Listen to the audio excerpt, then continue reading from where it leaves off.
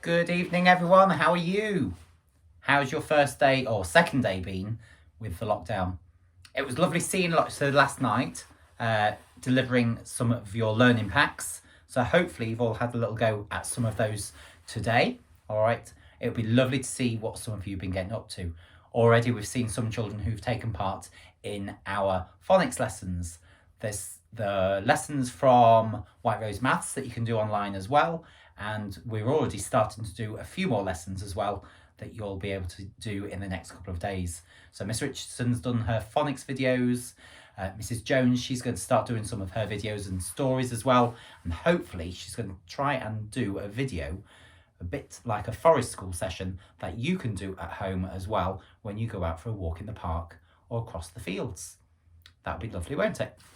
So here is tonight's story. Our bedtime story tonight is one that we read in school with some children who came to us today, and it is Charlie Crow in the Snow. And the story has been written by Paula Metcalf, and the pictures, they're by Callie Johnson Isaacs. And here's Charlie Crow, and look at him standing in the snow.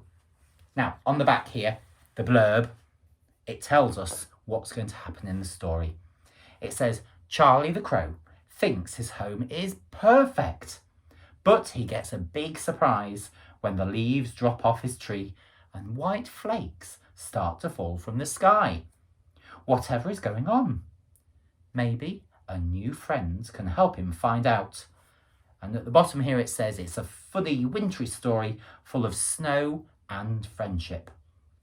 And here's some of the different things that Charlie Crow can do. I've never seen a crow juggling before. Have you? It's a bit strange, isn't it? Shall we find out what happens in the story? Here we go. Just got to move this way. Here we go. And look, there's Charlie Crow. I think this could be his new friend. Let's find out. At the top of a grassy hill, overlooking a stream, stood Charlie's tree. He was so proud of his magnificent home. Look how beautiful it is with all of these lovely coloured leaves. Sometimes Bear and Swallow came to visit, and they told stories and watched the sunset. Charlie felt like the happiest crow alive. But all of that was before the strange happenings started. Da, da, da. What's going to happen? First, the sun disappeared, leaving the sky grey and cold. Maybe it's staying in bed, thought Charlie. A few days later, the leaves on his tree started to flutter away. Stop! Come back! He squawked. And here's the wind blowing all the leaves away. And when Charlie went for his Sunday bath, he got the biggest surprise of all. Somebody had turned the water into glass. Peck, peck, peck. He can't get through. Do you know what's happened? I bet you do. Poor Charlie. How confusing it all was.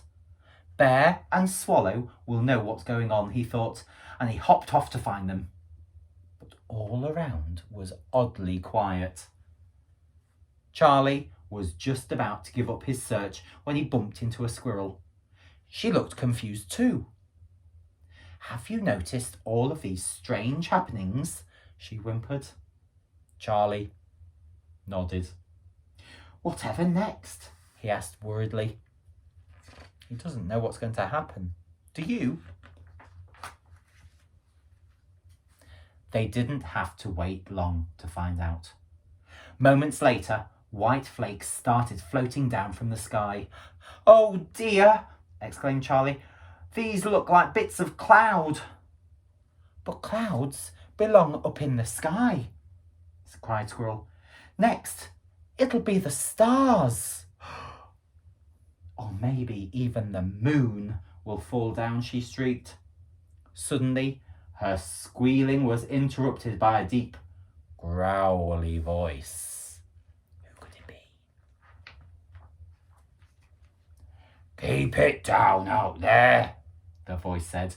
Some of us are trying to sleep. There you are, Bear, exclaimed Charlie. Help us. The clouds are falling down and the water has turned to glass. Oh, Charlie, laughed Bear. It's not glass, it's ice. He told them all about the cold weather and the cold winter, when swallows fly far away to the sunshine and bears stay in bed to keep warm. Charlie and Squirrel peered into Bear's den. It looked so cosy. You're very welcome to join me for a snooze, he said. Oh, thanks, Bear, squeaked Squirrel, and in they went. Do you know what it's called when a bear goes to sleep at winter time? Have you heard the word hibernate before? The bear is going to hibernate, and look, here they are. They're all having a little lie down. Charlie and Squirrel concentrated hard on falling asleep, but these leaves are so itchy, whispered Charlie, having a scratch. Squirrel tossed and turned around. I just can't sleep, she sighed. Singing can help, said Charlie, and he started humming, and Squirrel joined in. They were just about to reach the chorus when Bear sat bolt upright. Enough! Bears need their sleep, he boomed. You two fidget fleas will have to go. Shoo! He's not very happy, is he? He's a bit of a grumpy bear. Back outside in the cold, Squirrel's teeth started chattering. What now? She asked. Well, said Charlie, if we can't sleep through winter, let's fly away like Swallow. At Charlie's tree, Squirrel was in charge of packing for the journey. Just a snack or two to keep us going, she said. Charlie steadied himself for takeoff, then took an enormous leap. Sunshine, here we come, he squawked. But it wasn't so easy flying with a passenger on his back. Oh dear, cried Charlie. Oh no, cried Squirrel. Oh, help, they both cried together. They closed their eyes and waited for the crash landing. Down, down, down, down, and up. But instead, they landed in a soft, snowy heap.